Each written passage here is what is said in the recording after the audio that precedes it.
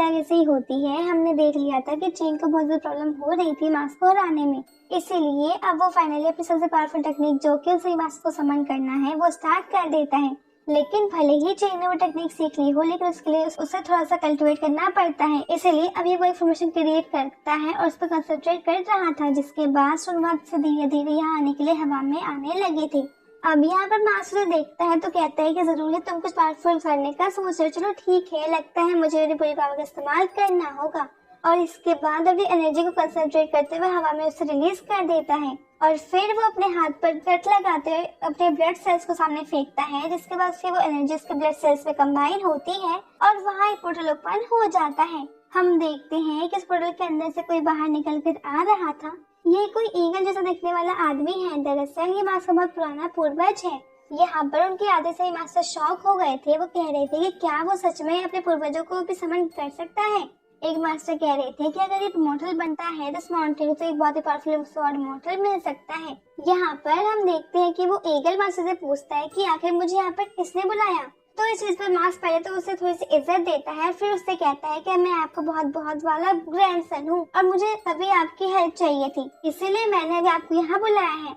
अब यहाँ वो ईगल मास्टर कहते हैं कि ठीक है, अगर तुम्हें मेरी हेल्प चाहिए तो मुझे इसमें कोई प्रॉब्लम नहीं है, मैं तुम्हारी हेल्प जरूर कर सकता हूँ। इसके बाद वो दूसरी तरफ मुड़ते हैं और वहाँ चेंग की तरफ देखकर परेड के स्पिरिट से कहते हैं कि मेरा नाम वैंगजू है, तुम कौन हो ब्रदर। लेकिन यहाँ पर चेंग की परेड स्पिरिट कुछ नहीं कह रही थी। अब ईगल मास्टर कहने लगते हैं कि अरे तुम तो इम्पोर्टेंट हो, लेकिन तुम्हारे पास इम्पोर्टेंट सोल ही नहीं है, तुम्हारे यहाँ पर होने का कोई मतलब ही नहीं। और इतना कहकर इसके बाद उनकी तरफ अटैक करना स्टार्ट कर देता है। अब जैसे ही वो अटैक वहाँ चेंग की तरफ जा रहा था तो ये देखते हुए बरेड की स्पिरिट तुरंत आगे आ जाती है। हम देखते हैं कि अपनी तलवार से ईगल मास्टर के अटैक को रोकने की कोशिश कर रही थी, लेकिन यहाँ पर ईगल मास्टर का अटैक इतना पावरफुल था कि वो स्पिरिट वहाँ पर दूर फेंक गई थी। अब हम देखते हैं कि इसके बाद मास्क हंसते हुए चेंग से कहता है कि अरे तुम्हारी स्पिरिट के पास तो बरेड सोल ही नहीं थी।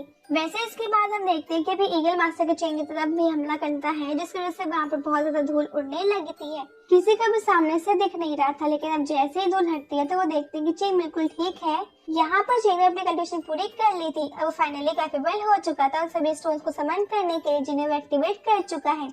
यहाँ पर अब चेंग सीधा हवा में आ जाता है। उसके आसपास फॉर्मेशन क्रिएट हो रहा था। हम देखते हैं कि उसके पेट पर फिर से वैसी एनर्जी बन गई थी जैसे कि उसके यहाँ घर पर बनी हुई थी। और इसके बाद अब आसमान में पोर्टल ओपन होता है। पहले तो हम देखते हैं कि आसमान पूरी तरीके से काला होने लगा था जैसा उस दिन हो रहा था। अब वो जो पोर्टल जैसी चीज थी उसके अंदर से एक एनर्जी निकल कर आती है। हर चीज सेम बिल्कुल पिछली बार की तरह ही थी। यहाँ पर सभी लोग देखकर शॉक थे, एक दूसरे से कह रहे थे कि क्या चेंग फिर से बड़े के स्पिरिट को समन करने की कोशिश कर रहा है। वैसे हम देखते हैं कि वहाँ चेंग को डिवाइन स्टोन के पास वो लेडी ये सब देखकर थोड़ी शॉक थी, मगर साथ ही वो समझ चुकी थी कि शायद चेंग ने इन्हें समन किया है। और अब उन सभी स्टोन्स में जितने स्टोन्स के स्पिरिट से चेंग ने मिल चुका है वो सभी एक्टिवेट होते हुए वहाँ से हवा में आने लगते हैं। इसके बाद यहाँ पर चेंग अपनी एनर्जी को रिलीज करता है। अब काले बादल हटते हैं, फिर वहाँ पर चेंग के पास एक एनर्जी फैलती है। यहाँ हम देखते हैं कि 5 स्टोन अब उस एनर्जी से बाहर निकल कर रहे थे। इन्हें बाहर निकलता देख सही मास्टर बहुत ज्यादा शॉक थी और वहाँ पर हेड मास्टर कह रहे थे कि ये तो वैसा ही हो रहा है जैसा कि उस दिन हुआ था। अभी मास्टर शाह बहुत ज्यादा शॉक लग रहे थे। वो कह रहे थे कि इसके पास ये सेलेस्टियल मॉन्यूमेंट कैसे हो सकता है। और साथ ही जो दूसरे वाले वैली के मास्टर थे बहुत ज्यादा शॉक थे। वो कहते हैं कि क्या सच में चेंग के पास पहले से इतनी पावर थी। लगता है कि इस मॉन्यूमेंट ने अपने आप ही इसको चूज किया है, वरना आज से मैंने अपनी पूरी लाइफ में इस स्टोन को ना ही देखा है और ना ही सुना था कि ये किसी के पास ये अभी इस टाइम में है। वहाँ पर मास्क भी शॉक था। वो कह रहा था कि आखिर ये मॉन्यूमेंट तुम्हें कहाँ से मिल गया, तुम जैसे कमजोर के पास तो ये होना भी नहीं चाहिए। लेकिन चेंग यहाँ पर कहता है कि तुम सब इसे देखकर शॉक हो गए, तो तुमने इसकी पावर भी नहीं देखी है। अब इतना कहने के बाद चेंग उसके अंदर से पहले तो वैम्पायर के स्पिरिट को बाहर निकालता है। ये वो बेल वाले परेड थे। चेंग पहले उनकी बेल को बाहर निकालता है और फिर हम देखते हैं कि वो परेड भी वहाँ पर आ चुके थे।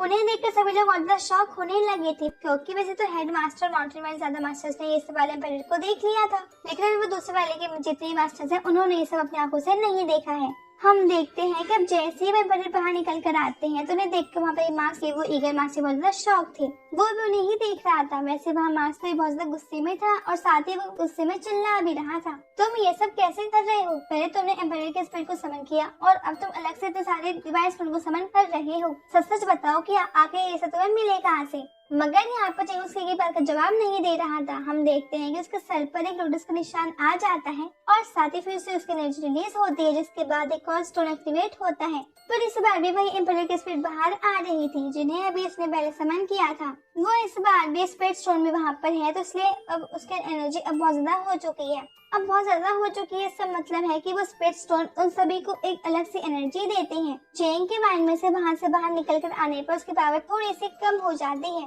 अब यहाँ पर ईगल मास्टर ये सब देख रहे थे। इन सभी के पास हीरोइक सोल है, इन्हें हराना इतना आसान नहीं है। अब चेंग खड़ा होता है, लगता है कि शायद वो दूसरे मास्टर को समन नहीं कर रहा है, क्योंकि दो एम्परर बहुत है मास्टर को हराने के लिए। लेकिन फिर इसके बाद ये पार्ट यहीं पे एंड हो जाता है।